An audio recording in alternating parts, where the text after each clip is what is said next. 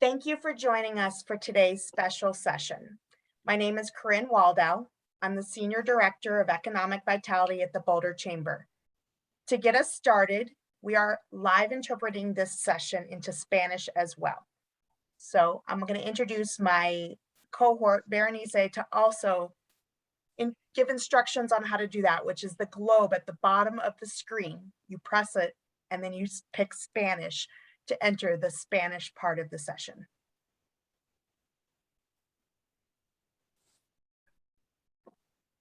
Muchas gracias, Corinne. Soy Berenice García Telles de la Cámara Latina de Comercio, aquí del Condado de Boulder. Y amigos que nos están escuchando en español, por favor, denle clic en el globito que aparece en la parte de abajo de su Zoom y elijan español para que puedan escuchar a nuestra intérprete. Los que nos están escuchando desde el teléfono, denle clic a los 3 puntitos en la parte inferior y elijan español. Si tienen alguna pregunta, pónganlas en el chat y les contestaremos al final. Disfruten la presentación. Adelante. Thank you. So for today's session, it's gonna be a little different, but still, again, we're gonna have an update from Lane Drager at Boulder County Public Health on the current state of things in Boulder County. Then we have a special guest with us today, associate with BHGR, a local law firm, DJ Goldfarb, who's going to talk a little bit about internal and external policies surrounding vaccinations, which will set up nicely for an introduction to the fully vaccinated facility program that is launching tomorrow. Applications are being accepted starting tomorrow. As always, we welcome questions and feedback, but I ask that you do put them in the Q&A. It's a lot easier to track them that way. And also at the end of the day, I can download a report and submit it directly to our guests today so that they have all the information that was submitted, the questions that were asked, and the feedback that was provided. We want to thank everybody for being here, and we're going to start off with Lane Drager. Thank you, Corinne. Thank you to all the hosts and other speakers, and thank you all for joining for this update. So for those that have joined in the past, I'm going to run through a lot of the information that we've been tracking related to COVID and hopefully share a little bit of good information and good news that we have been waiting to see. So one of the things that we've been tracking throughout the pandemic is, our case counts. So the cumulative case rate per 100,000 population. And hopefully you can see at the very end of this graph, finally a little bit of a downward trend. And that's something that we've been really hoping to see. Since June, we've been on this upward climb for cases that's really driven some of the policy decisions, putting us into that high transmission category based on the CDC metrics, but finally seeing a little bit of this. So we hope that is now a new trend, but we're going to very closely, as we always have been, watch and see what happens. Just to give you some perspective, you can see the case rates across the metro area, and that little green arrow is, again, that positive trend that Boulder County is seeing. Unfortunately, many of our peers and certainly of the counties that neighbor us are still trending in the wrong direction and have already been at much higher rates. So that is important for a number of reasons. One is obviously folks that may live in Larimer or work in Boulder or vice versa, but the impact to the healthcare system is a much larger scale. So we will see cases coming from Larimer County into Boulder County hospitals. So that those impacts of the region are felt across the region. So it's important. And so we'll continue to track those rates across the state. This is that very busy graph, but finally, again, seeing the same trend. Obviously, when our cases start to go down, we will see those rates across the various age demographics go down. So we are happy to see now that that's starting to turn down across all of our kind of age demographics. Here's the breakdown that we share with you routinely on where we're seeing cases currently in the last week. So still seeing a little bit of a majority in Longmont, definitely more than what it is population-wise for the county. So 39% of those cases in Longmont, 28% in the city of Boulder, and the full case breakdown, 129 cases in the city of Boulder, 184 in Longmont. Lafayette, Louisville, and Superior had 73 cases combined. And then our other municipalities and unincorporated Boulder County accounted for 80 cases. Want to get into a little bit of the other information related to Boulder County health system and capacities. So I think these are important for folks to know. So looking again at the region, we are part of the North Central region. And right now the ICU availability is under 20%. So again, we will be continuing to track that as a state and see where our healthcare system is at. And I think we've shared with you in past, but in case you're joining us for the first time, the other big stressor, in addition to how many folks are needing ICU space, is the staffing capacity. And they're seeing, again, significant staffing capacity issues across the North Central region. And again, we've also shared this, that our healthcare system is national. So they are receiving patients from other states whose healthcare systems are at capacity. So all those different stressors that our system is still seeing.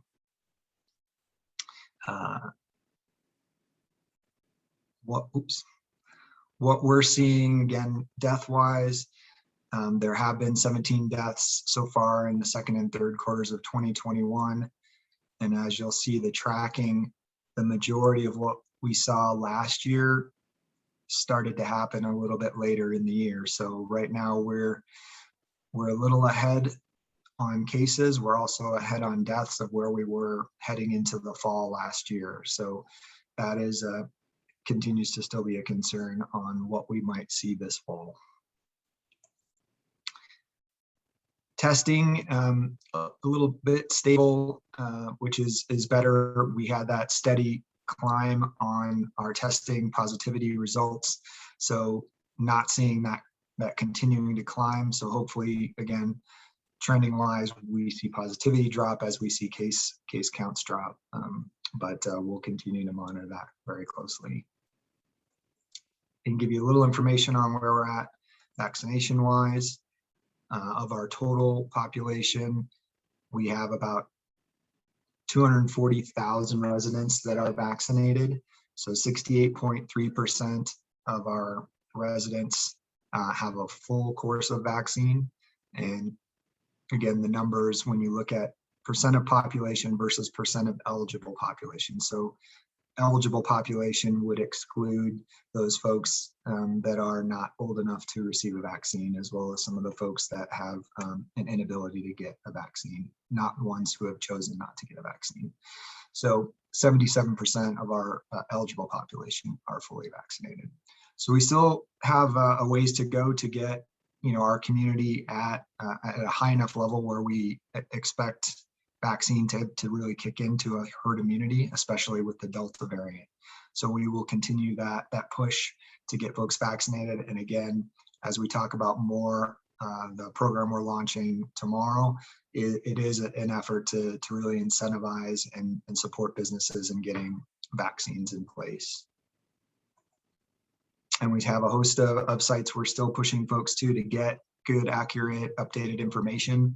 And this will go out with the package that Corinne shares. So a ton of information there. And Corinne, I don't know if you want to take questions now or if you want to hold those off. But that's all the data I had to share. So thank you so much. Let's hold questions. I think they might be answered. At this point, I'm going to introduce DJ Goldfarb with Berg Hill Greenleaf and Rushidi, BHGR, right here in Boulder. I want to thank him for joining us today. We asked a favor of them to come and really, we know that a lot of businesses, we keep saying, talk to a lawyer, talk to a lawyer. And there's a lot of pieces that are involved in the upcoming fully vaccinated facility program that may involve internal HR type policies and external policies. And you have a lot of questions that come up on a lot of these webinars. So we brought in a lawyer. So DJ, take it away. Thanks, Corinne, and thank you all for inviting me to be here. The last 18 months has been a difficult time for everyone, and I don't think that there is any area of the law that has changed more in such a short period of time than in the employment realm, specifically dealing with COVID-19 and how we are advising our clients when it comes to that matter. And I think that there's two principles that I want to highlight for you all before we get started here. And before I lose you all in some of the morass that is COVID-related policies, just keep these things in mind. What is, in my view, most important is expectation setting and doing so in a clear and understandable manner. And the example that I always come back to is my 2-year-old. And when we go to the playground or we have to go out and about for the day, we let her know we're going to go to the playground, we're going to be there for half an hour, and then we're going to leave and we're going to go to the supermarket. The point is that we want to try and avoid a tantrum from a toddler. And we find that with expectation setting and clear direction, it helps her avoid meltdowns. It's not going to solve the problem 100%. But the more people know what's going on and have an understanding about what's going on, the better off you'll be. And so with that, I'll just jump into some of the internal policy issues that we've been facing quite frequently. The most frequent question that we receive is, can we mandate our employees get vaccinated? The quick answer to that is yes. The EEOC has come out and said that nothing prevents employers from requiring that all employees get vaccinated. Now, the bigger question, or the more difficult question, I should say, is one for you all to answer for yourselves when you're running your business is, and should we? That's something that lawyers can help you answer, but at the end of the day, that's a business decision that you'll have to make for yourself. For some of you, depending on how large of an employer you are, that will be answered for you by the federal government. OSHA will be coming out with an emergency temporary standard for employers of 100 or more employees to ensure that workers are fully vaccinated, or if they're going to opt out of being vaccinated, that they produce weekly negative COVID tests. So those of you who are smaller employers won't have to deal with that mandate. But nonetheless, if you feel strongly, you can have your employees get vaccinated if you want. This, of course, comes with a significant caveat, which is that employers have to allow for reasonable accommodations for their employees with disabilities or sincerely held religious beliefs. And I'll get into that in just a little bit here. The next issue that we find is, can you ask your employees if they have been vaccinated? The answer to that again is yes. EEOC guidance has indicated that merely asking about vaccination status, to include asking for proof of vaccination, is not a disability-related inquiry. But you can't ask the follow-up question. So if you ask your employees, have you been vaccinated or can you show proof, and they say no, you can't say why. You can't ask why or why not. The EEOC has said that that gets into a disability-related inquiry, and that is not permissible. I should note one thing. We've seen a number of folks saying, well, isn't that a HIPAA violation, asking my employees to divulge private medical information? Here's what HIPAA has to say, and I'm reading this from HIPAA's website. In general, HIPAA rules do not apply to employers or employment records. HIPAA only applies to HIPAA-covered entities, healthcare providers, health plans, and healthcare clearinghouses, and to some extent to their business associates. If an employer asks an employee to provide proof that they have been vaccinated, that is not a HIPAA violation, and employers, employees may decide whether to provide that information to their employer. So my point here is that you can ask the question of your employees. don't go too far, but they can't hide behind HIPAA as the reason that they're not going to provide a response. If they decide to not get vaccinated, answer no, or not respond to the inquiry, you are free to treat them as though they are unvaccinated in terms of their interaction with their colleagues in the workplace or their ability to enter the workplace. If you have employees submit evidence of vaccination, their vaccine card or an attestation, you need to keep that separate, and that is critical. You cannot keep that information with the employee's personnel file. It needs to go into a separate folder. A lot of HR software is now incorporating COVID-related methods for handling this information, and so at the very least, you should be coordinating with software providers or vendors to find out how to manage that information. The next question that we're seeing, and it's even more so now, given that President Biden came out with his executive order a couple of weeks ago, is can we offer incentives to our employees to get vaccinated? The answer to that is yes, to a point. That gets a little more complicated. If you want to incentivize, the best practice is to have employees voluntarily provide documentation or other confirmation of vaccination on their own. Where incentives get tricky is if you have coordinated with a healthcare provider to come on site to offer vaccines, or if you're going to send your employees to a third party that you've contracted with. The EEOC has said that the pre-vaccine screening that goes on prior to administering the shot can lead to disability related inquiries, and so as a result, it becomes very difficult to offer incentives under those circumstances. It's not impossible, but it becomes difficult. And under those circumstances, the thing that you need to avoid is offering incentive that can be seen as being coercive in nature. So if you want to give a small gift card, some company swag, that's permissible or likely permissible. But you should know that you cannot go ahead and offer $1,000, for example, for someone to get vaccinated. That is simply not going to fly, and you would be opening yourself up to liability under the circumstances.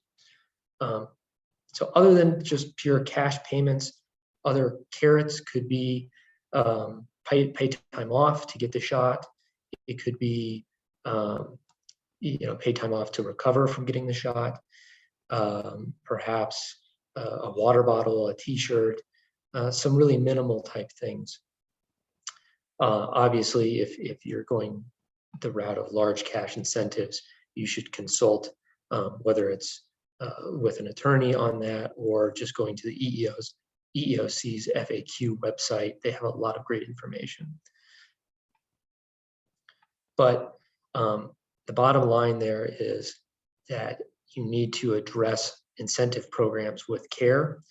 And you also need to be aware of the dangers of offering incentives, because folks who are exempt from vaccination, they may have grounds to assert a discrimination claim.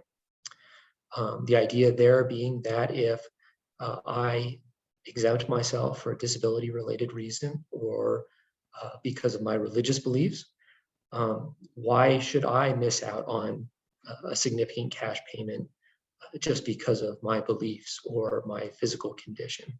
These are all open questions that will be answered, unfortunately, in probably the not too distant future as litigation begins to pick up related to all of this.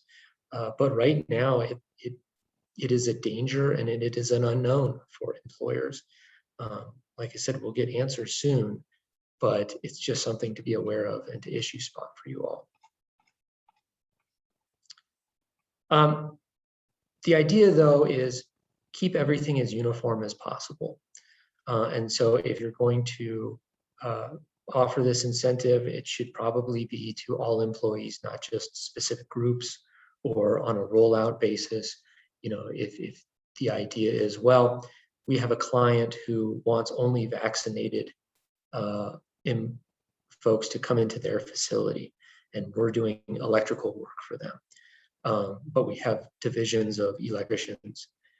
Don't just open the incentive program to that group of electricians that go to that client. Make it available to everyone within the company. Now, what happens if an employee refuses the vaccine for disability or religious reasons? Then you engage in the interactive process. And the question that you're trying to answer in this highly fact-specific process is there some reasonable accommodation that, if provided, can reduce the risk of having the unvaccinated employee in the workplace? Examples of reasonable accommodations, and I keep saying reasonable because it needs to be reasonable, it can't be unreasonable, would be remote or teleworking, masks and social distancing, perhaps a shift change. If someone needs to be in the office, but they can come in early in the day before others arrive, or come in later in the day, that could be a solution. Potentially reassignment to a different position is a possibility. But if the employee cannot safely be allowed in the workplace, even with reasonable accommodations, consider as many potential accommodations as possible to include remote work prior to even thinking about termination. But at the end of the day, that may be the result. Now, if there's an objection on religious grounds, the same process applies. Engage in this interactive process. But when it comes to religious beliefs, it gets a little more difficult. The EEOC has explained that the definition of religion is fairly broad, and as a result, employers should presume an employee's request for religious grounds is legitimate. What is not legitimate is someone coming in and saying, I just don't trust the vaccine, or for political reasons, I'm a member of this political party, and so therefore I'm not going to get the vaccine. I don't trust the science. That doesn't qualify. However, if you receive a letter from an employee that says, I've been a member of this church for however long, and I feel strongly that I can't put the vaccine in my body, that more than likely is sufficient to garner an exemption from any vaccination policy or mandate. However, if you believe, based on your kind of understanding of that employee or some other objective evidence that you have, that they are not requesting their exemption in good faith on religious grounds, you can ask for supporting information. You don't necessarily have to accept their representations at face value. Regardless of how you are thrust into the interactive process, our recommendation always is to document as you go. The more work you can do related to crafting policies, documenting as you go through the interactive process, the more you can do to collect that information, save it somewhere, the better off you'll be if you face litigation down the road. So at the end of the day, when it comes to your internal policies, make sure that they're clear and easy to understand, and that everyone has access to them. Moving to external policies, this is where things get a little trickier, because you can't hand your customer a employee handbook or a customer handbook and expect that they'll read through it and understand all of it before they walk into your store or come into your office space.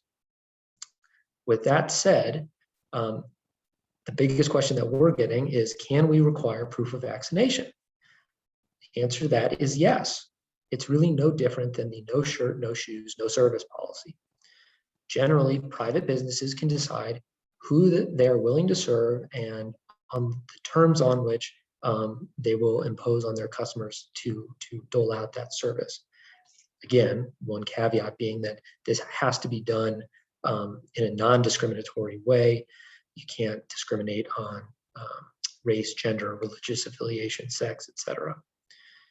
Again, I want to go back to what I said earlier, is that HIPAA does not apply here. A restaurant or a shop, even an office, it's unlikely that they would be a covered entity for HIPAA purposes.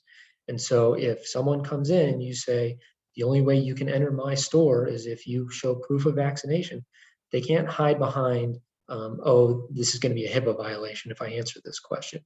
If they're not going to answer the question, then they should be treated as though they are unvaccinated. We've also been seeing some who are pointing to the Fourth Amendment as a reason it is unlawful to request proof of vaccination. I just want to remind you that the Fourth Amendment protects us as citizens from unreasonable searches and seizures by the government. It does not apply to private businesses. So again, this is inapplicable in the private business setting.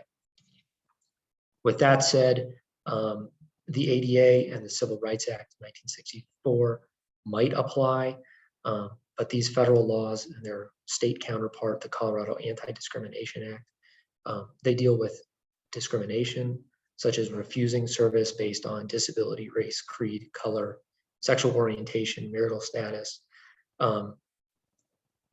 So as long as you are applying your policy toward your customers in a even-handed way, you shouldn't face any sort of risk related to show me your vaccine if that's your policy, or show me your vaccination card if that's your policy, or tell me whether or not you are vaccinated. But again, you need to be clear on what your policy is and you need to apply it evenly. With that said, you will need to take reasonable steps to accommodate those who can't be vaccinated.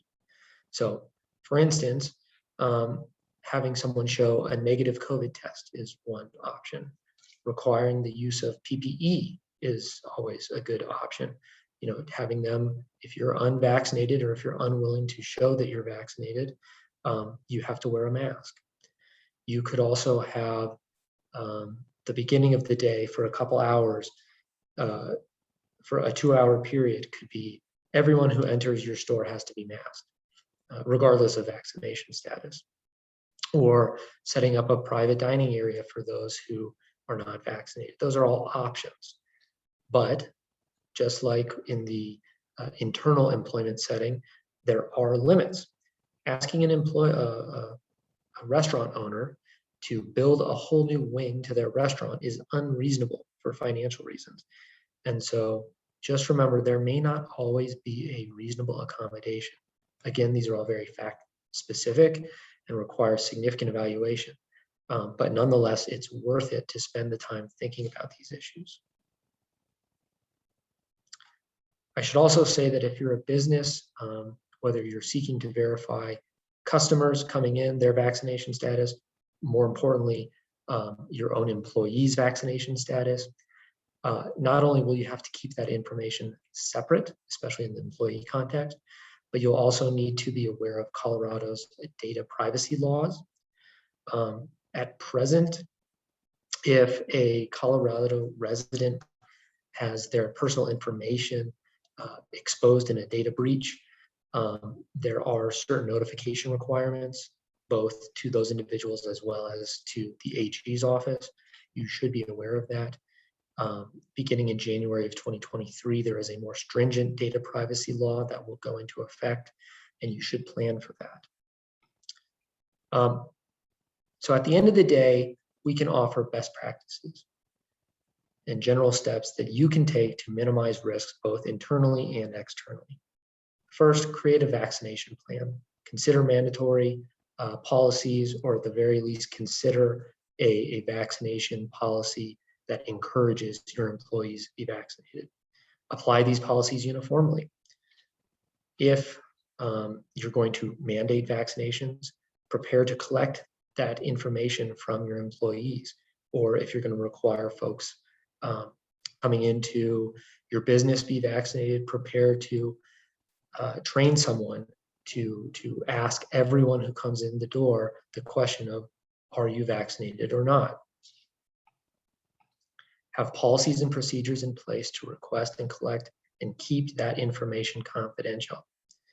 And then in addition, as we move forward here, especially for those larger employers, once the OSHA regulations go into place, prepare a testing policy. Think about if you want to offer on-site testing, if employees can do the test from home, if you're going to send your employees to a third party, how are you going to collect this data? How are you going to keep it private? These are all things that if you put the time in, again, to doing it now and planning for these issues now, you're going to save yourself on the back end. And then finally, prepare yourself and prepare others within your HR department or coordinate with folks who are handling HR issues for you to receive accommodation requests and train them up on that interactive process. At the end of the day, the more planning you do now, the more you're going to save yourself later. And so just like I have to tell my 2-year-old about everything we're going to do this morning, and in addition to going to the playground to get her ready to leave the playground without a tantrum, the more you do now for your employees and your customers to inform them about what your policies are and what they will be, the better off you're going to be. Thank you. Okay, DJ, we've decided to ask you a few questions before we have Trina come in, and Great. then we'll have Trina come in and present on the fully vaccinated facility program, because we did have a few Q&A that you can best answer first. Great. The first question is, these confidentiality laws, the ones that go into effect in 2023, keeping vaccine records separate from other employee records, apply just to COVID? No. So there's a data privacy law that will go into effect in 2023 that relates to all personal data. It's not COVID specific. What the EEOC, however, has said that in order to avoid liability under the Americans with Disabilities Act is that if you are going to have your employees attest to being vaccinated or show proof of vaccination through either a copy of their vaccine card, that when you collect that information, you need to keep that separate from their employee personnel file. When you have that information, you now are in possession of personal information that needs to be maintained as being confidential, and you need to find a way to prevent it from leaking, especially if it's maintained electronically. So you kept saying EEOC, and one of the questions we got is, who's the EEOC? I did put in that it's the U.S. Equal Employment Opportunity Commission, but could you explain who they are and why it's so important that the EEOC mentions or says these things? The EEOC is the federal agency that is responsible for interpreting and crafting regulations that relate to, or I should say, one of the bodies, federal bodies, that craft regulations and interpret laws that relate to the employment setting. And so when it comes to COVID in particular, and how you are interacting with your employees, the EEOC is the best place to go to. You're getting information from the horse's mouth on how they are interpreting the Americans with Disabilities Act, Title VII, issues related to discrimination. They are the ones coming out with their interpretation of the law that we are then passing on to our clients and to you to help you navigate these tricky circumstances. And one of the things that we're going to send along with the recording of this video are the links directly to the EEOC's question and answer page that gives a lot of the answers that you provided in both English and Spanish. So a question for you: how do you address the comments from employees and customers that a program that requires or mandates vaccinations discriminates against the unvaccinated, the vaccine hesitant, the vaccine exempt? Well, again, this is not necessarily a issue of discrimination. The vaccine hesitant aren't a protected class. The question in addressing this issue is, do these folks have a disability that they would be exempt, or do they have some religious belief such that they would be exempt from your vaccine requirement? I go back to leaning on the EEOC here, which is they have looked at this issue and come out and said employers can vaccinate, or employers can mandate vaccination. And so it's not so much discriminating against those who do not want to be vaccinated. We know that you can mandate vaccination. The question is those who have legitimate reasons for not being vaccinated, and when I say legitimate, I mean disabilities and religious reasons, those are the folks who can be exempted and who might have discrimination claims. But simply saying, I don't trust the vaccine or I don't want to get vaccinated isn't sufficient to avoid an employer mandate on this issue. Can customers or guests or clients ask the vaccine status of your employees? I think that at the end of the day, they can, because again, you're not divulging any sort of disability related information. Employers can ask of their clients, are you vaccinated? Yes or no. And so can a client then confirm that are your folks vaccinated? Yes, I think they can pass on that information to the client or to the customer. So I think we get a lot of, for example, personal services where a client will call and say, I only want a hairdresser that's vaccinated. Is that something that they can do, is provide to only give provide only a vaccinated hairdresser, or is that divulging information? You can always voluntarily reveal your vaccination status, especially if it's, I'll use the hairdresser, a sole proprietor who holds themselves out as being vaccinated. So hopefully that will get me more business. There's nothing impermissible about that. Where you have to mandate the disclosure of your vaccination status, that's where things get a little murkier. We run into that a lot with folks who operate construction businesses. Can we have our workers put stickers on their hats to show that they're vaccinated or not, or on their helmets? That is mandating someone reveal their vaccination status. Now, if the question comes into the employer from the client, are your folks vaccinated? You're not singling anyone out there. And that is more than acceptable to answer that question. Or the response can be, we have a mandatory vaccination policy, or we strongly encourage our employees to get vaccinated.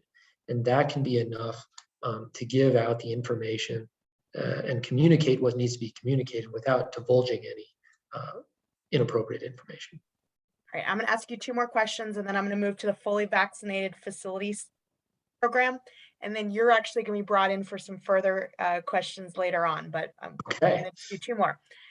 How do you protect confidentiality of vaccine status in a business setting that requires staff to check in with other staff and customers? Wouldn't make it visible about their vaccine status, or if we're doing programs like this, isn't that kind of divulging their information if we've made it visible in some way? Sure. You can always, if it's voluntary, then that status can be divulged. But I think or maybe I'm misinterpreting the question, but I think the question is along the lines of, if you are mandating vaccination and you're collecting that information from your employee, that is what needs to be kept separate. That is what needs to be kept confidential in this separate file. There's no need to necessarily announce that everyone is vaccinated. Again, you can just say, we have a mandatory vaccination policy. You don't need to say,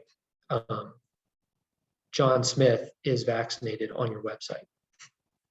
And we'll get into the fully vaccinated facility program, where if you're above the 95% threshold, everybody would be able to go maskless. So it's not known who is within that 5%, as well as if you're below that threshold, everybody has to wear a mask. So the unvaccinated wouldn't be clear anyways.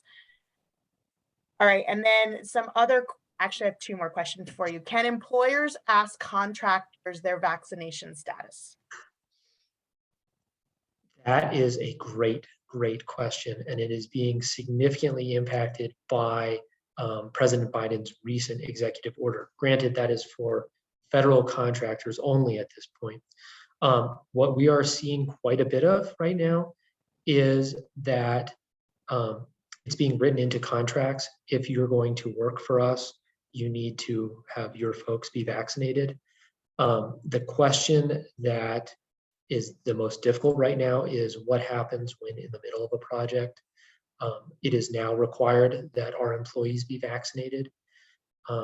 We're working through that with clients, and change orders and amendments to contracts are the best way to handle that.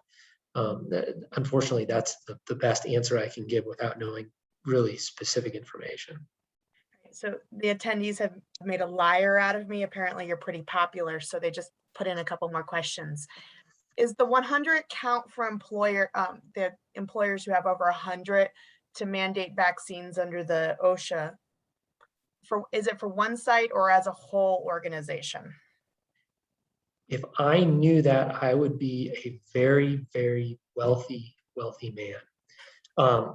OSHA, there are a lot of rumors about what OSHA is going to do. They have not come out with any draft regulations yet.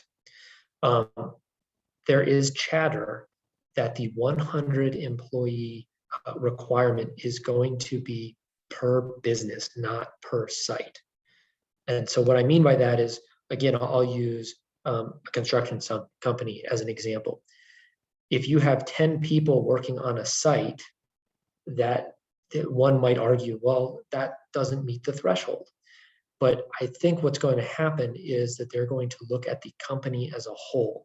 And so if your company is 100 or more, then there will be a mandatory vaccination requirement. And that's around the OSHA, which is still being, developed, and that has not gone into effect yet. Yeah.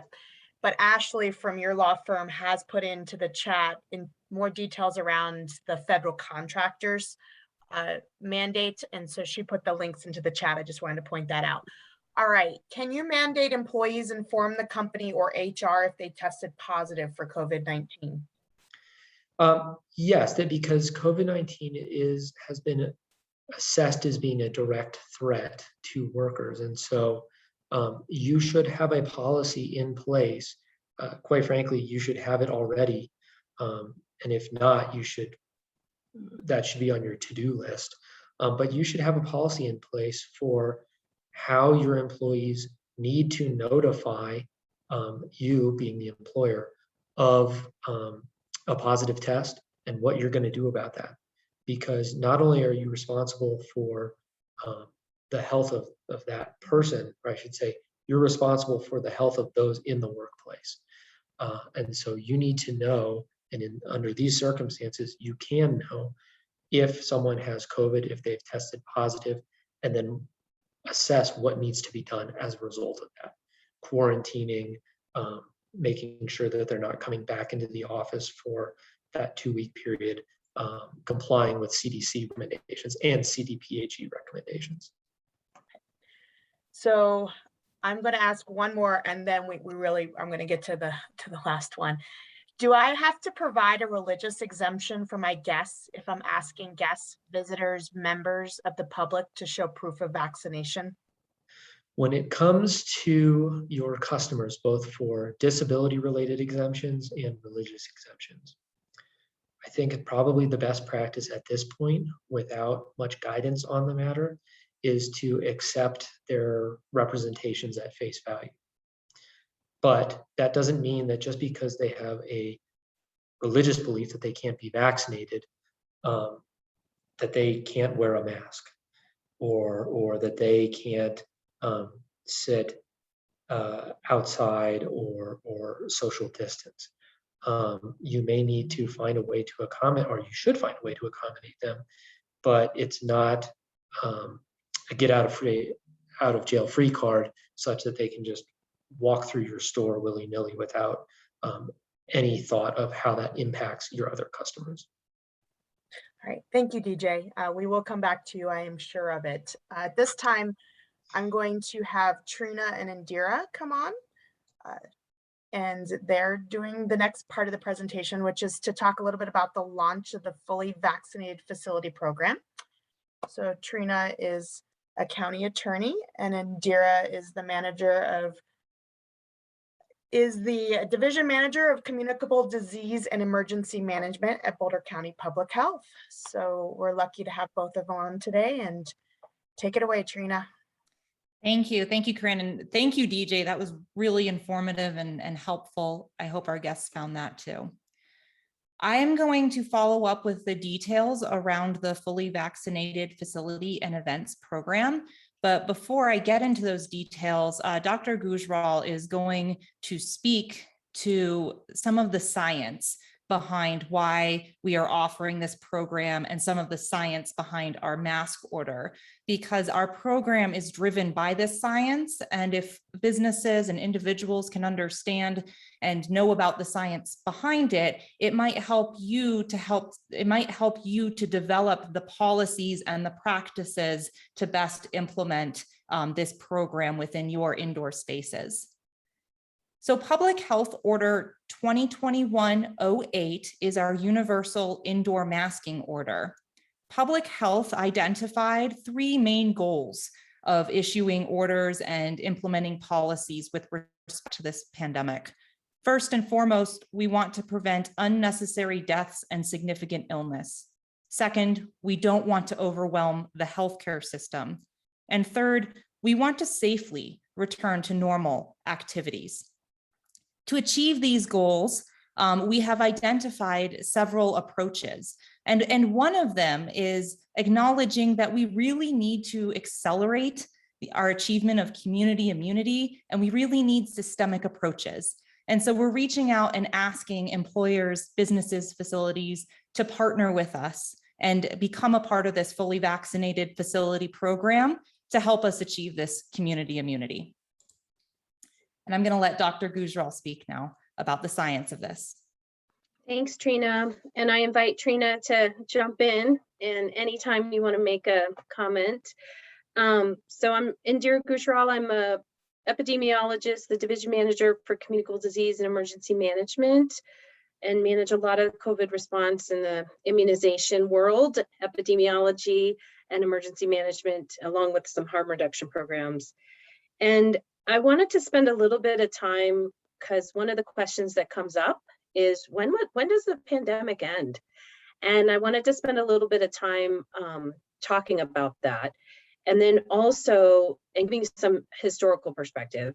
And then also to really talk about why we use layered mitigation strategies and what those are based on.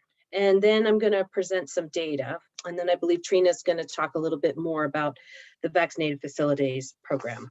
So if you think about our past, we have had, the Spanish flu, right? And that started in February of 1918, and it was called the end of a pandemic in April of 2020.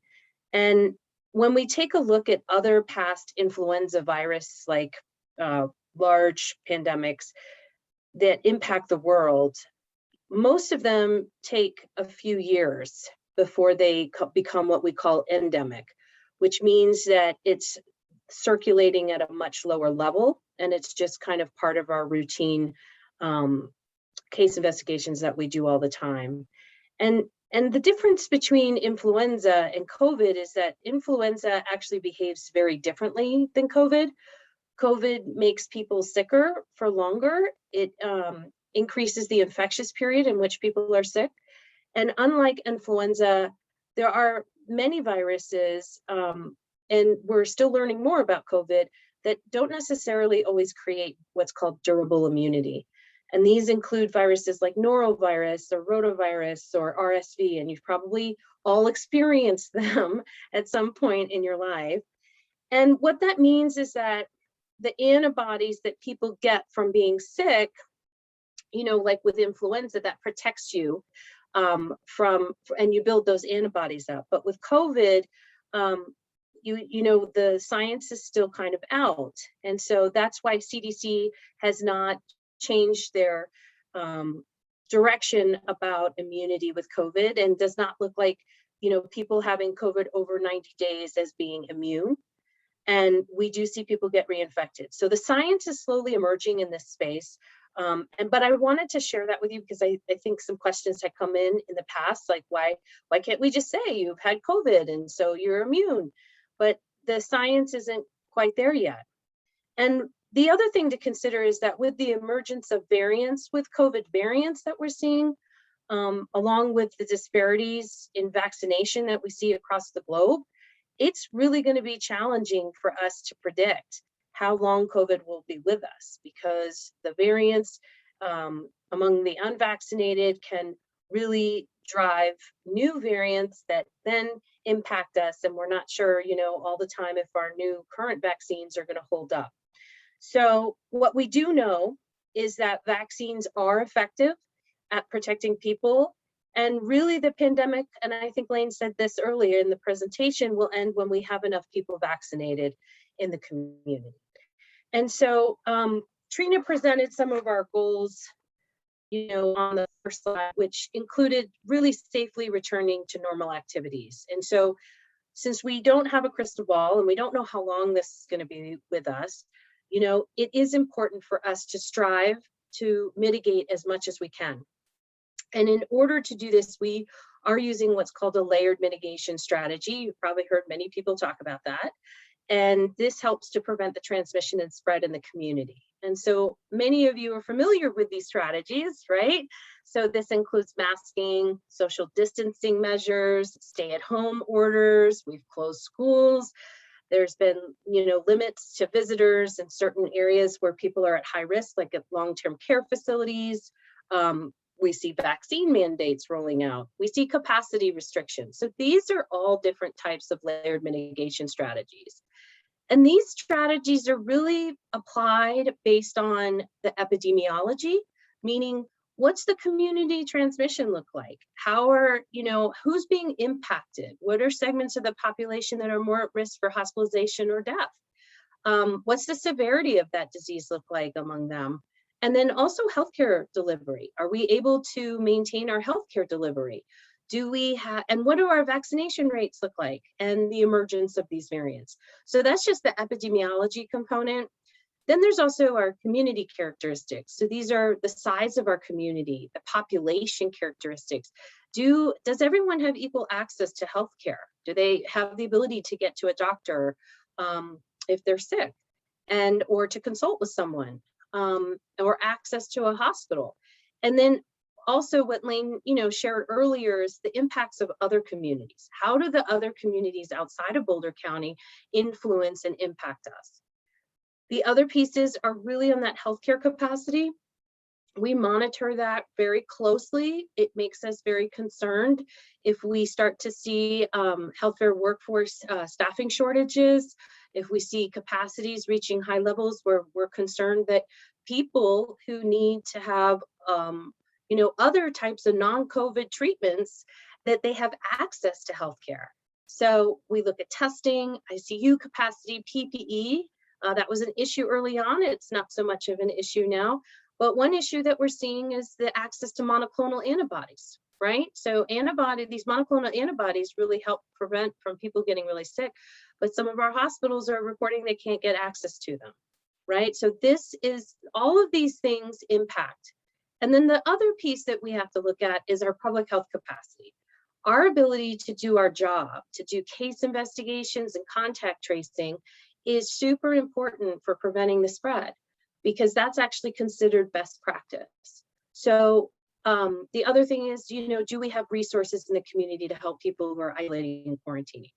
So I'm going to actually present some data that's really kind of looking at all of this together. And Lane presented some of it, so I'm not going to spend too much time on certain areas. But I just wanted to kind of lay out the importance of it. So last year, most of you remember that we used the Colorado dial. And our dial, many of you are probably very familiar, there were some challenges with the dial, right? So the dial would change often. We would sometimes have new colors that would enter into the dial, new different mitigation strategies. But as of June of this past year, you know, they've really moved away from, the state has moved away from the dial. And we're really kind of now anchoring all of our assessments. You know, locally, we have to make a decision. How are we going to assess how we're doing? And so we have moved towards what's called the CDC Tracker.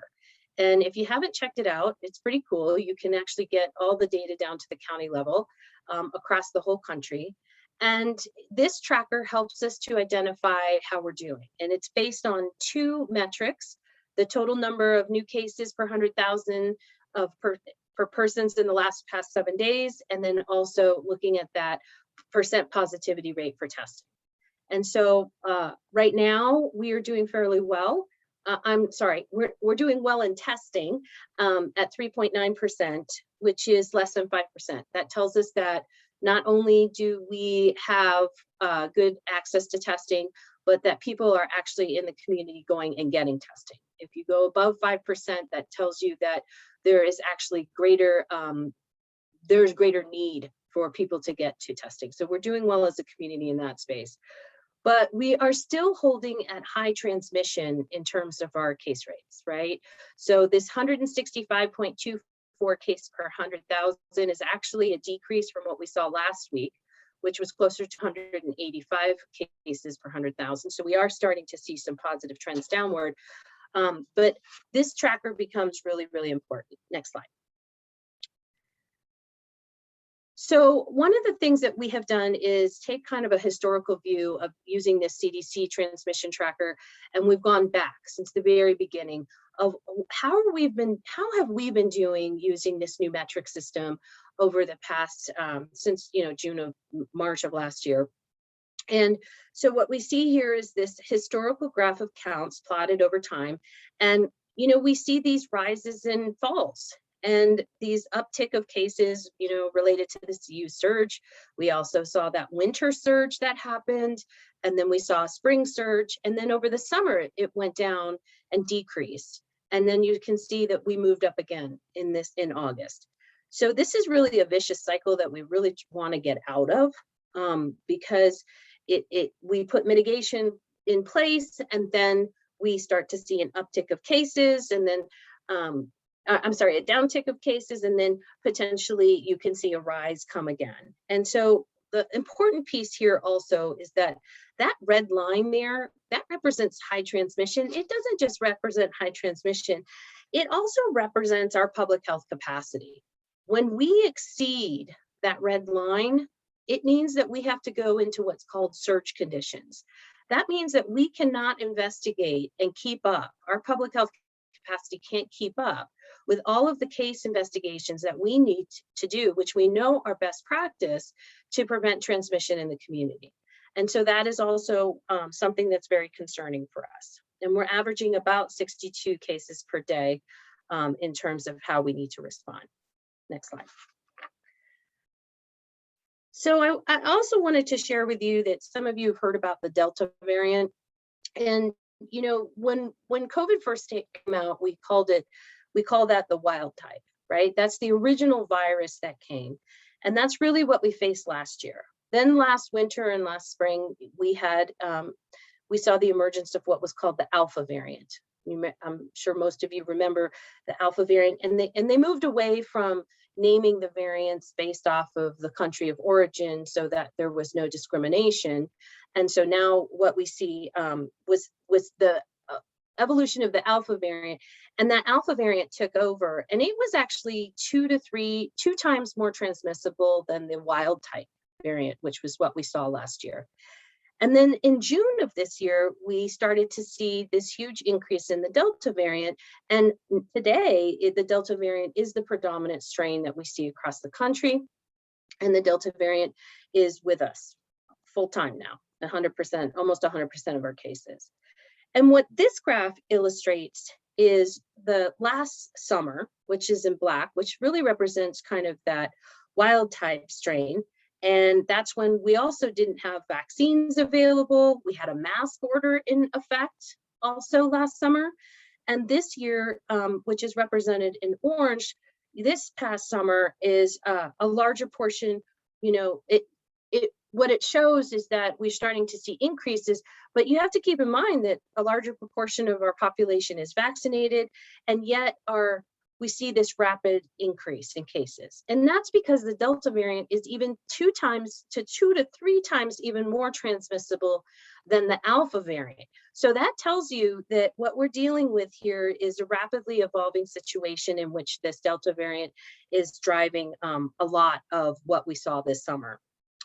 So something to also keep in mind is that we saw a CU surge last year at this time, and you can see that in the black line that's rising in the September 4th, the date there, and that, you know, we're just not seeing that surge this year. And that's because CU has put in their own mitigation strategies, requiring vaccinations of staff and students and requiring masking. And right now, CU's, I believe it's 96% of their staff and students are vaccinated. And CU, and today I'm happy to report that CU only comprises 5% of the cases that we see each day. So that tells you that those types of mitigation strategies that are done at that employer level really work, and they make a profound impact. Next slide, please. I think, Lane talked about this, so I'm not going to spend too much time, but, we're starting to see this peak, the numbers keep going up, and definitely more than what we saw in the springtime. And, we're definitely worried about the non-COVID healthcare needs. And you hear stories, really disheartening stories about people who can't get access for an appendicitis attack or a heart attack. And so we know that when we reach these critical points within impacting our healthcare system, that we, even as a state, might have to institute what we call crisis standards of care. And that's actually being implemented in Idaho right now. And that's not a good situation to be in, because that means that some people's lives will be saved and some people won't. And so I think it's just super important to always keep in mind the impacts on our hospital systems and those who have non-COVID needs. Next slide, please. So Lane covered some of this, but I just wanted to point out what's on the left is what's happening across all of Colorado state hospitals. So, and I tried to highlight them in yellow. So almost a third of the hospitals are anticipating serious staffing shortages within the next week. And 1 in 5 are anticipating bed shortages in ICU and critical care areas. And 50% have critical care ventilators in use. And then on the right is what's happening more locally in our north central region, which includes us in the 10 metro counties. And I believe that Lane, shared enough of this, but the staffed ICU availability under 20%, that, these are concerning trends. And so this is why we have to think about our layered mitigation strategies and what we're going to do. Next slide, please. So some people ask questions about breakthrough, and I think this is one of the best studies that has been done and breakthrough. So this came out of LA County, and it actually is a good time period because it looks back from the beginning of May all the way through the end of July or July 25th. And what it's doing is it's comparing people who were vaccinated versus unvaccinated. And on the top, what you see there are the infection rates. So those are the overall case rates. And on the bottom, what you see are the hospitalization rates. And so the results of this population-based analysis of 43,000 individuals indicates that infection among unvaccinated were 4.9, almost 5 times higher than those who were fully vaccinated. And that's the top slide. And when we look at the hospitals at the bottom, the rates among unvaccinated persons was 29.2 times those of fully vaccinated individuals. And so what this tells us is that vaccinated individuals are much less likely to have severe illness requiring hospitalization and may only have mild symptoms. And some of the research is showing that people who are vaccinated and experience a breakthrough case, if they do get COVID, they can experience a high surge in the actual viral load, and then the viral load precipitously drops in a very short time period, and that they often have more mild symptoms. And I will share with you that when we looked at some preliminary Colorado data, we see similar trends. What we're seeing are higher rates of vaccine breakthrough cases among younger age groups. And this is really kind of something, and I will say younger age groups like 20 to 35 to 40. And the reason is because, you know, it's usually tied to exposures at work, exposures being parents. You've got children at home who are not vaccinated. So their exposures are often not leading to hospitalizations though. And the people among the hospitalized vaccine breakthrough cases in Colorado that we've seen, 80% are among those 60 and older. And so the risk profile for that means that individuals who are of older age, you know, they can have waning immunity. They don't have as strong of immune systems. And so we don't know exactly what's causing it, but we know that they're at greater risk for hospitalization. Next slide, please. I'm not going to spend too much time here with this, but we just wanted to share that, you know, again, we still have a significant portion of people who are unvaccinated. In fact, it's 69,000 Boulder County residents who are eligible for the vaccine. So that means they're 12 and older, haven't gotten vaccinated. And among, you know, those who are ineligible, that's 23,500 children. So, and that's school age children, right? So there's a lot of people still in the community who haven't been vaccinated. And, you know, that has a huge impact when you think about how that can impact the hospital systems and the healthcare delivery. Next slide. So what I just wanted to share in summary is that, you know, the epidemiology data does demonstrate that we're still in high transmission. We are hopefully turning a corner on that, which is good. We are exceeding our public health capacity to be able to investigate all of those cases. Delta the variant continues to spread, and we don't know what variants lie ahead. And so that is also a concern. And so we're always monitoring for that. Our regional healthcare systems are experiencing staffing shortages and demands on critical care needs. Our testing is looking good. We're continuing to be strong in this area, which is great. And if you can encourage people who might have symptoms to just go get tested, it's free, it's easy. And community vaccination continues to increase slowly. So we still have those 69,000 who are eligible but unvaccinated. We also have the children who are 23,500 there.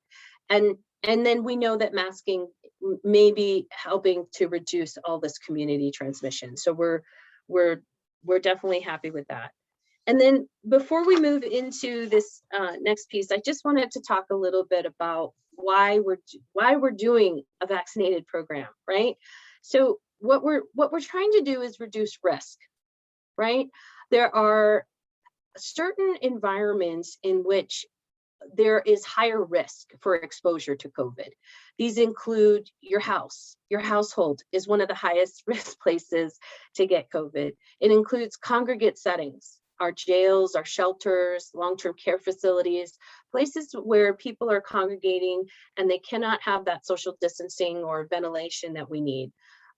Even individuals who are caring for sick individuals, right? So healthcare workers are at increased risk.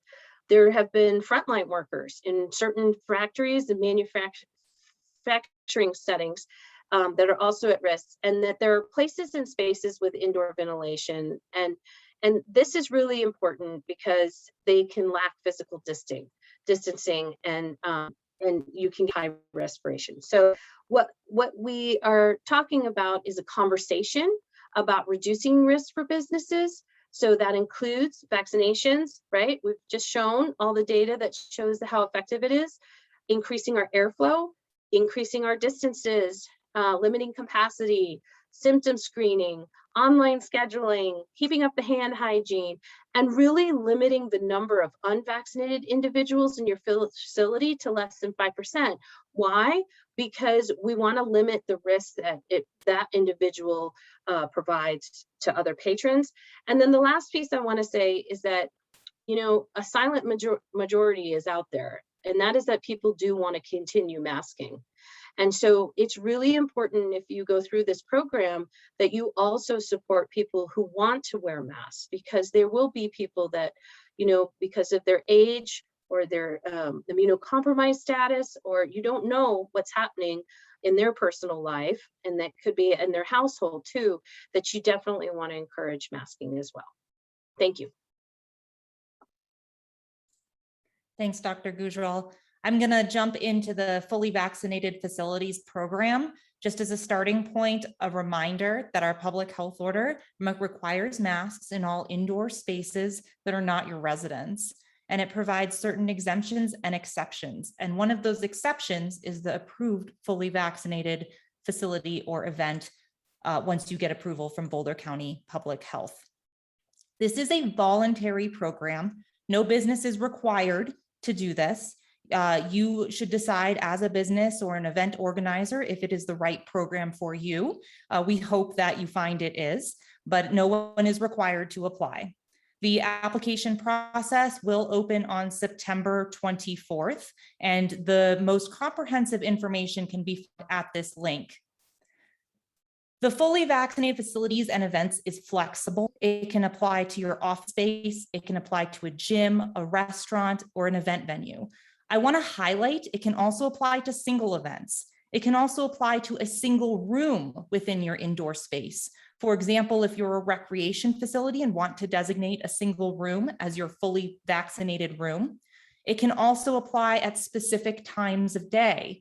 If you're a hair salon and you want to have a fully vaccinated time of day where you serve only those clients, you can apply with that in mind. There are 3 requirements to become a fully vaccinated facility or event. And if you come away with nothing else from this presentation, I hope it's these 3 things. To become a fully vaccinated facility or event, you must have a written policy, which means that your written policy requests proof of full vaccination for all individuals entering your indoor space. The details of this written policy is really going to depend on your business or your event, taking into account those legal considerations that DJ mentioned, as well as the specific needs of your facility. However, the written policy must result in 95% of the individuals in your indoor space having provided proof of full vaccination. You can use that 5% however fits the needs of your facility. For example, the 5% would apply to, as of right now, children under 12.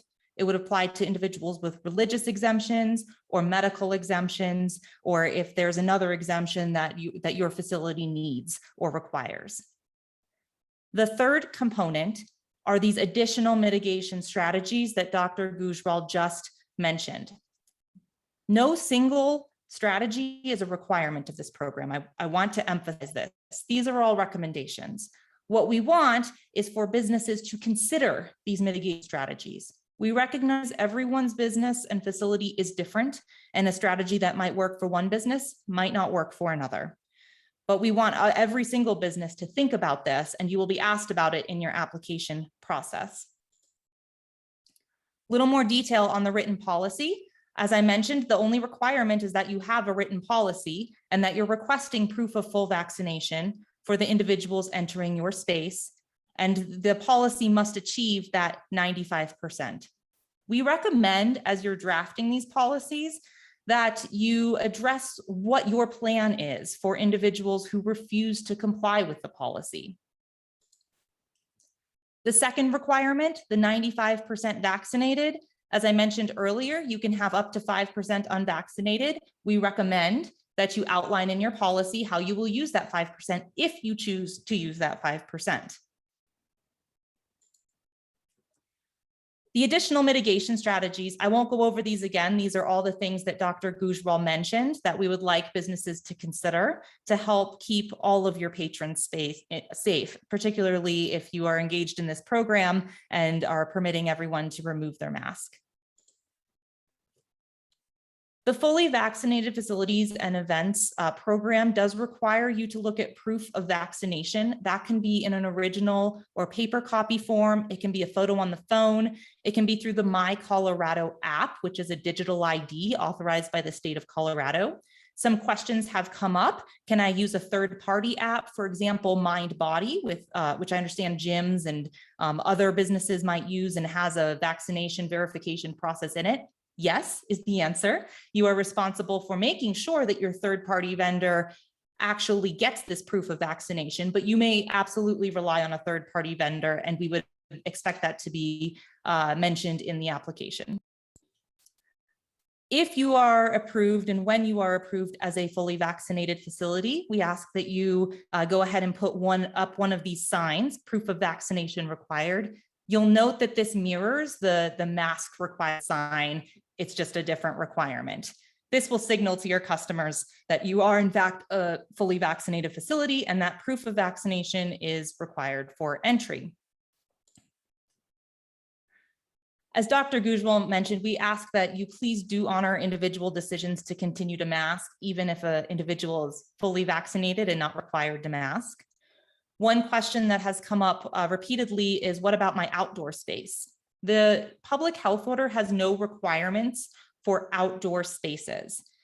You can choose to implement a fully vaccinated policy in your indoor space and keep your outdoor space available regardless of vaccination status and regardless of masking, because there's no masking requirement outdoors.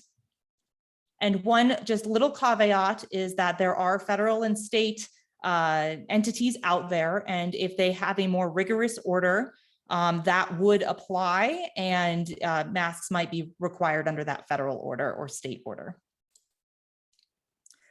This is the same slide that you saw with Dr. Gujral about the CDC transmission tracker, and I want to talk about this in the context of this program.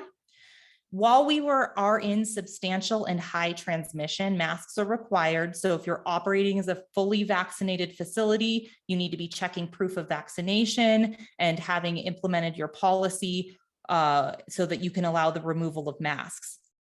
If and when we dip down into low and moderate transmission, you absolutely can keep asking for proof of vaccination, and we recommend that you do, but it is no longer a requirement.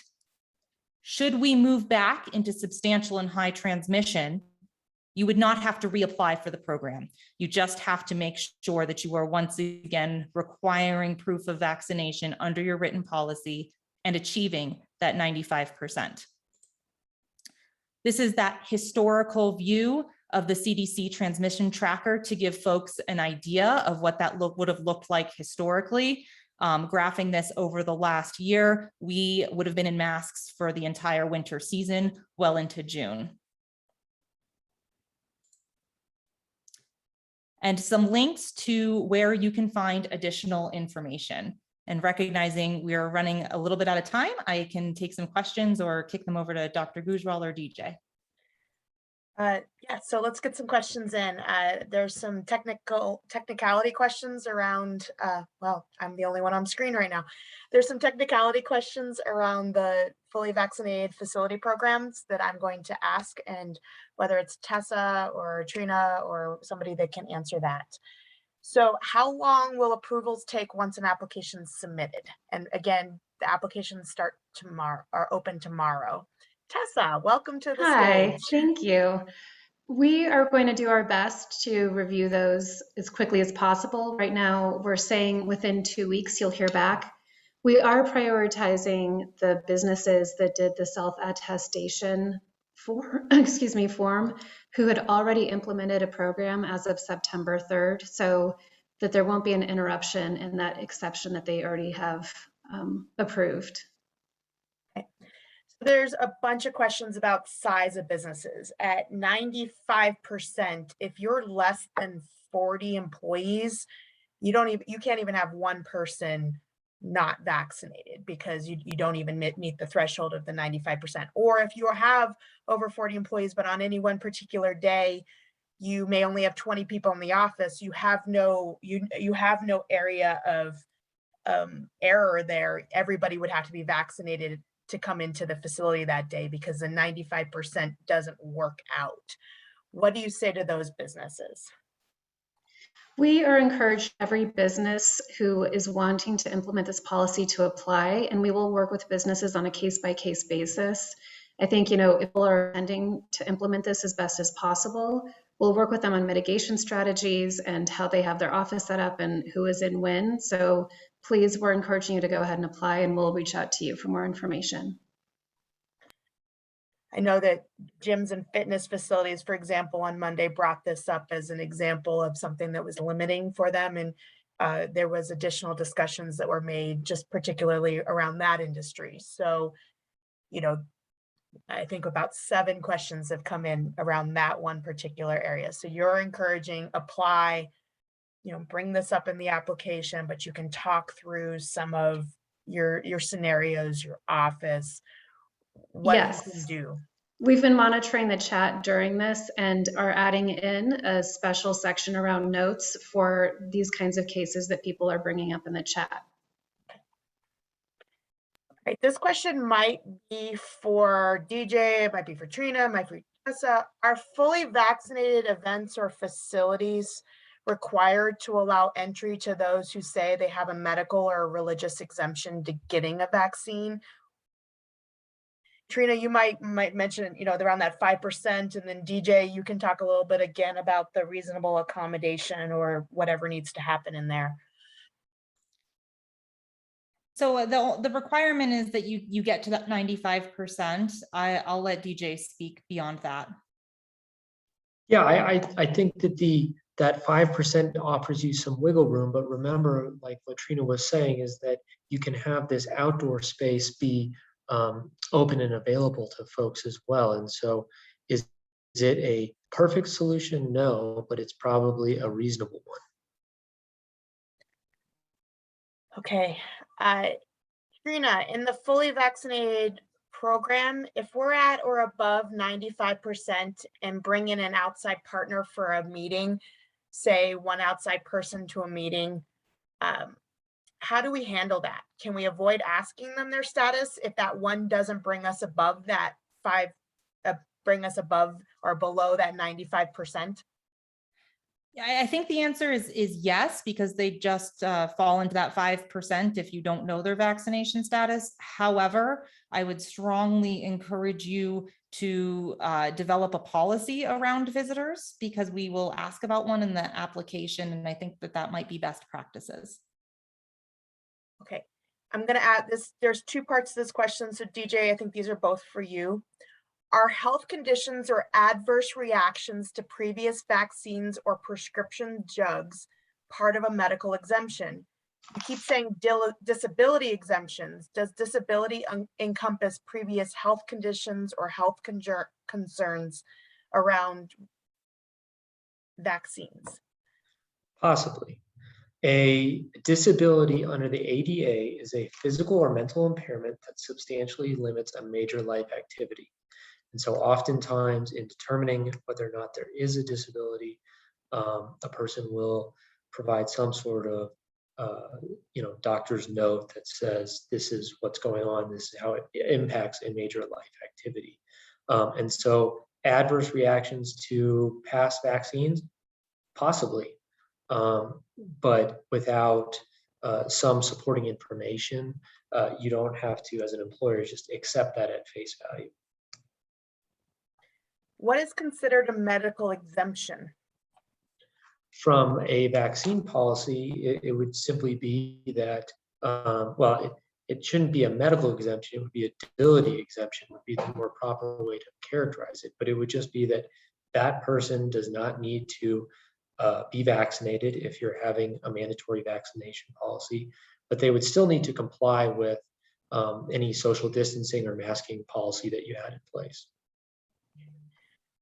So Trina, can you clarify something here? This isn't an either or. If you're a fully vaccinated facility, it's not, people that are vaccinated don't wear masks and everybody else can go, wear masks. There isn't an either or. It's you are above the 95% and then everybody has the option to go maskless. If you're below the 95%, then everybody has to wear a mask, correct? That's correct. All right. There was a little confusion. We did have, I'm gonna ask you this question. It's around masks. There was a question, is the mask order still in effect? And I think you answered that in your presentation. But I'm gonna ask you the question, who issued the mask order? The mask order was issued by the Board of Health. This is done in an open public meeting. And if anyone is interested, those are noticed at least 24 hours in advance, but usually earlier. And any member of the public is welcome to come and speak. Every member of the public gets 3 minutes. You just have to sign up, and you may express any concerns that you have or express your support. And I believe at the last Board of Health meeting, when this mask order was issued, we did have several businesses show up and express support for the mask order. Our director, Camille Rodriguez, issues the details of the mask order once the Board of Health authorized it, the generalities of it. Thank you, Trina. That was a good, and I put into the chat a link to the Board of Health site that lists the agendas, the Zoom link to get into the Board of Health meetings and so forth for information, because I do get a lot of questions about who was it, the city councils, was it who issued these orders? Are we allowed to accept negative tests? Conversely, are we allowed to refuse to accept negative tests? I mean, are they allowed to do a negative test alternative? So I'll answer that from the perspective of the fully vaccinated facilities. That will not satisfy the requirement to become a fully vaccinated facility. It must be a proof of full vaccination. A negative test cannot be used instead of a proof of full vaccination. I'm not sure if the question's also asking if businesses can ask for a negative test, even if they're not part of this program. I'm not quite sure either. They're going to have to resubmit it. All right, so apparently I didn't ask this question correctly. Are we required to allow entry into our event if someone says they have a medical or religious exemption, i.e., would we legally be allowed to turn them away if we wanted to have a 100% vaccinated event? Or will we be required to let them into the room if we haven't reached our 5% exemption limit? Event is a closed room, no outdoor space. So I'll answer from the public health order perspective, but I really think this is more in DJ's domain. The public health order doesn't require you to admit anyone, but you might be subject to other laws and considerations that I think DJ can address. Yeah, and Trina is 100% correct in that if you are holding one of these events under this program, you've got this 5% that you can play with. Also, if you have outdoor space, you can use that. I understand that the question relates to a full indoor facility, but you have to keep in mind that you need to comply with the ADA, Title VII, Colorado state law, which is the Colorado Anti-Discrimination Act, when you are evaluating how to hold these events.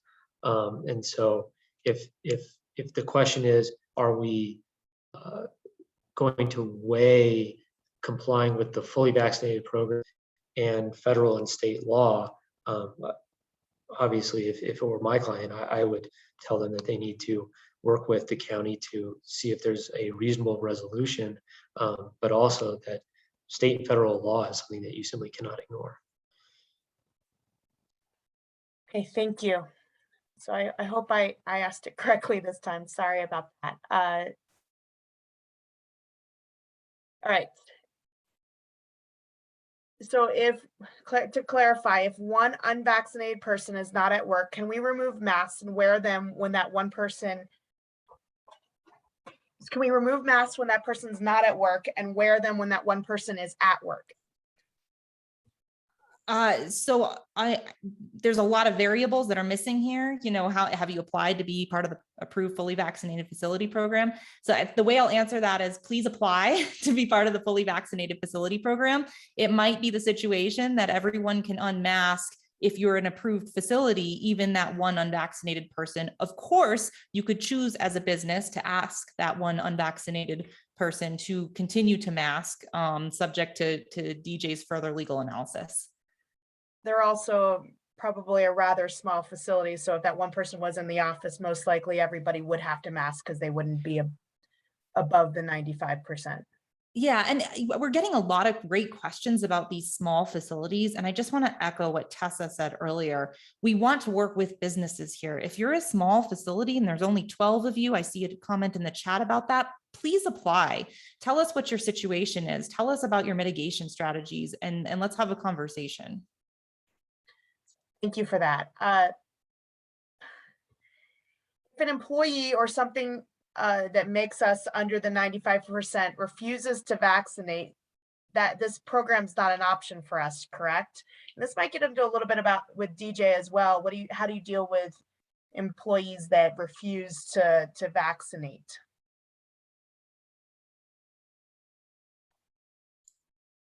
I don't want to say that it's not an option for you. Once again, please apply, and let's talk about what's going on. Public health does have a lot of resources around vaccine hesitancy. There's regularly held town halls and other resources like that to assist people in making decisions for themselves.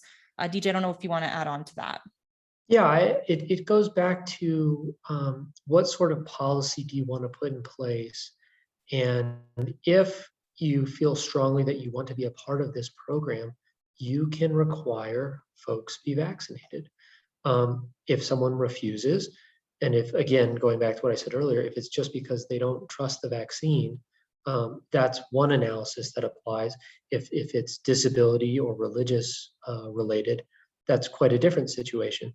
And so it is as Trina said earlier in her presentation as well, this is a voluntary business decision, and it's one that you need to really think a lot about. And then, again, if we're talking about the fully vaccinated program, reach out to the county and see what can be done in terms of finding a solution.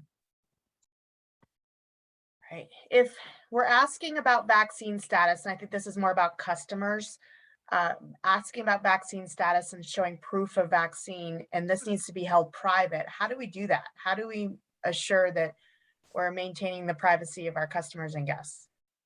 Can I jump in real quick? Because I think this does get to some of the requirements of the order. The order doesn't require businesses to record someone, like a copy of someone's vaccine card for customers, not a requirement. You have to track that you've checked vaccination status, which is different because it doesn't require keeping actual vaccine card. So there's kind of two issues going on in that question. I just want to be very clear about what the order does require, which is that tracking of vaccination status, not necessarily the keeping of vaccination cards for customers. And this leads to you just fed me a really good lead into another question, which is, what if the card looks a little wonky? So I'll let DJ answer that too, but from public health standpoint, we are aware of some fake cards out there. There are actually some criminal prosecutions occurring right now across the country with respect to these. Please do report them. You can report them directly to public health. DJ, do you have something to add to that? Well, only to add that as we move forward with this, being able to recognize a fake vaccine card, you should be offering training on that. If you're going to have someone at the door checking this information, that probably you need to have a policy or training in place to address that. And folks are starting to offer that training. And it could be as simple as looking to see if the dates on the card make sense. We all have a pretty good understanding of if it's a 2-shot vaccine, what the timing of that looks like, and to be able to verify. And it's, at the end of the day, I think it's going to be very similar to having a bouncer outside of a bar or a club checking driver's licenses to make sure folks are of the appropriate age to be entering into that establishment. Well, and you mentioned earlier the Colorado approved app, which is Trina, that you showed a little while ago. That is an approved app by the state that you can use for driver's license, and so forth. It is not available currently. I haven't seen a Spanish version of it yet, but there is an online app that is an approved way, and it draws directly from your vaccine record. It's not just a picture of a fake vaccine card potentially. Correct. Okay, what time will the application be available tomorrow? That's a Tessa question. Yeah, that our goal, it will be live by noon tomorrow. So 12 p.m. The person put 12 a.m., 12 p.m. 12 p.m. It will 12. be, yep. And where the new signs requiring proof, those signs that you showed, will those be available in the toolkit with the application? Yes, so upon approval, people will receive signs by email. Right. Question about businesses that are not eligible, Trina, for the fully vaccinated status. What's defined as a youth program? So that reference in my presentation was to Public Health Order 2021-07, which requires masks in all PK through 12 schools and in youth activities. So youth activities, generally, you're not going to have vaccinated people there either. So for example, a kid's karate class would be a youth activity, and that would not be eligible. But this is a situation where a business could take use of the flexibility of the program, require masks for all teachers, coaches, and kiddos during those youth activity times, and become a fully vaccinated facility when the kiddos are not present.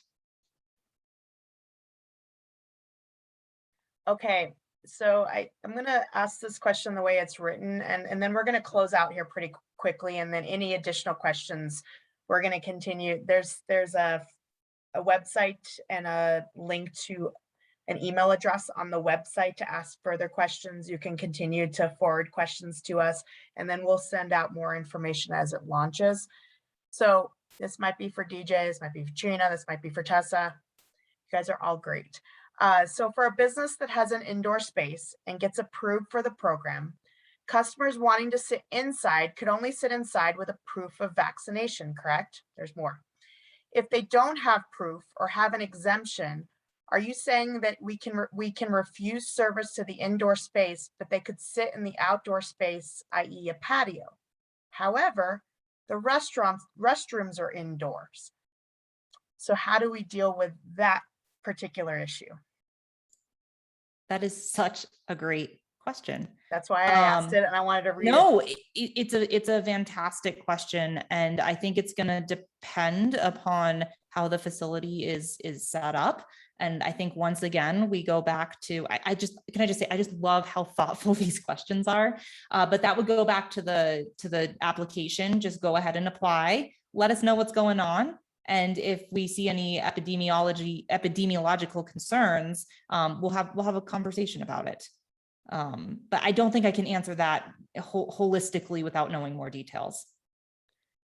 So when the vaccine becomes available for those that are 5 and above, would some of those youth that youth category possibly be adjusted for fully vaccinated facility programs? Yes, that's something that we will. So nothing's been approved yet. I think that's a reference to the fact that Pfizer has submitted for emergency use authorization for 5 to 12-year-olds. We're expecting a decision in about a month. And when and if that comes, we will absolutely go back and look at how that might impact fully vaccinated facilities.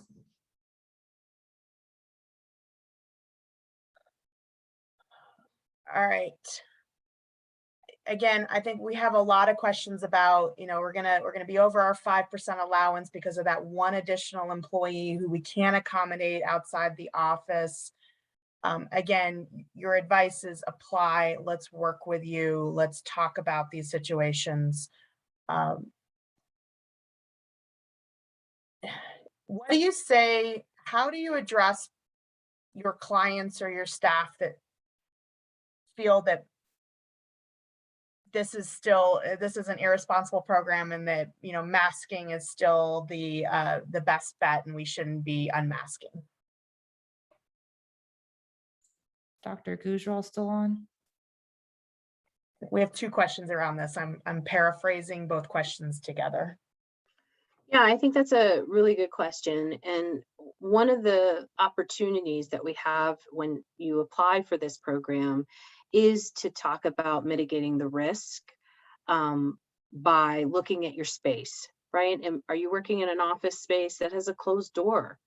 Is that different than working in a cubicle space? Or is it, every space and every need is going to be different. In terms of being masked, yes. Is it best practice? Absolutely, even if you've been vaccinated. However, we also recognize that that can have impacts on businesses. And so moving in this direction helps us to gain those remaining people who are unvaccinated, and moving in this direction helps us to create a sustainable environment for the future, because we don't know how long this is going to last. And the risks are lower for individuals who are vaccinated. But the risk could be higher if you have a certain population that's, say, over 60. It just really depends on the environment that you're working in. It really depends on what kind of safety and mitigation strategies you can put into place, and who is the population and the demographic that you're serving. So that's why we really encourage everyone, if you want to move in this direction, apply, have a conversation to figure out how do we reduce the risk, and to ensure that even the employees or the people that you're serving, that they feel comfortable being in an environment where they're not masked, and also support people who want to remain masked for their own personal reasons. So I can say that the risks are lower if 2 people are vaccinated, but I also recognize with the Delta variant, there can be a smaller risk for transmission and breakthrough cases. We just encourage everyone to go through this process to have the conversation. I'm going to cut us off at this point. We lost our interpreter because we're well over time. I feel very fortunate that DJ has still stayed with us, that Dr. Gujral and Tessa and Trina are still with us. But at this point, I'm going to have to cut us off and say thank you all for joining. If we didn't get your question answered, there's a lot of routes to still submit your question. Again, please apply if you're thinking about applying, and have those conversations with public health, because this is one of those methods to incentivize vaccine to move us towards that normal. We will get back to you as to when we're going to have another session. It'll probably be in 2 weeks. We'll be able to continue to answer questions, Lane and I and others. We want to thank you for joining us today. Thank DJ for joining us, Dr. Gujral for joining us, Trina, Tessa, Lane. Thank you all for being here to present this information, to answer questions, and to get us some resources. I will send out legal resources, including EEOC in English and Spanish. We're going to have a blog posting. We're also going to get you the resources around this program, the tape recording of this program, PowerPoints, all of that. I'll do that when the program launches tomorrow. I'll send out another email so you don't have too many emails from me in your inbox. So have a wonderful day. Thank you all, and we'll see you soon. Thank you.